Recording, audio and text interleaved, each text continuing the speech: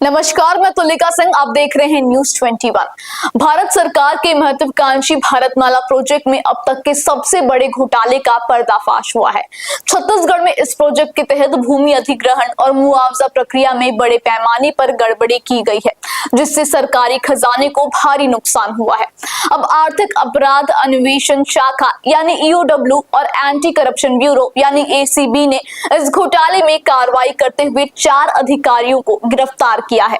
तो क्या है ये घोटाला और कैसे हुआ इस योजना का दुरुपयोग, आइए जानते हैं। भारतमाला प्रोजेक्ट जो देश भर में सड़क निर्माण के लिए शुरू किया गया था, अब छत्तीसगढ़ में एक बड़े घोटाले का शिकार हो गया है।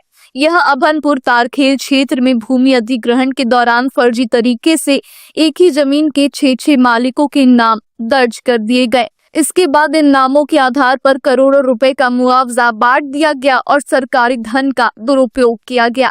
EOW की जांच में सामने आया कि इस घोटाले में अधिकारियों ने अपने कर्तव्यों का उल्लंघन किया और फर्जी दस्तावेज तैयार किए, जिससे अरबों रुपए का नुकसान हुआ।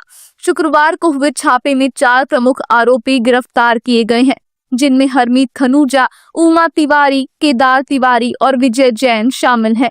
इन सभी पर भूमि अधिग्रहण में धांधली करने और मुआवजा के पैसे में गड़बड़ी करने का आरोप है। EOW की कार्रवाई के दौरान 7 शहरों में 20 ठिकानों पर छापे मारे गए और कई अहम दस्तावेज बरामद किए गए।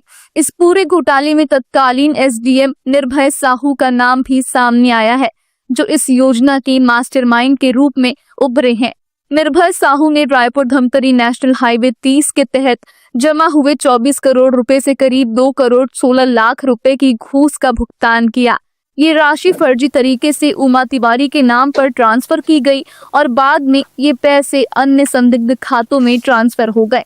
इस पैसे का इस्तेमाल एक और आपराधिक गतिविधि में किया गया। तो इस बड़े घोटाले के खुलासे के बाद अब सवाल उठता है कि क्या भारतमाला प्रोजेक्ट में इस तरह के और भी भ्रष्टाचार के मामले सामने आ सकते हैं। छत्तीसगढ़ में हुई इस गड़बड़ी ने एक बार फिर से सरकारी योजनाओं की पारदर्शिता पर सवाल खड़ा कर दिया है। इस जांच में अब और कौन से नाम सामने आएंगे, ये देखना अहम होगा। ये कार्रवाई एक संकेत है कि सिस्टम में भ्रष्टाचार के खिलाफ कड़ी कार्रवाई की जा रही है, लेकिन आगे के रास्ते में और भी बड़े खुलासे हो सकते हैं। हर अपडेट के लिए बने रहिए न्यूज 21 के साथ। धन्यवाद।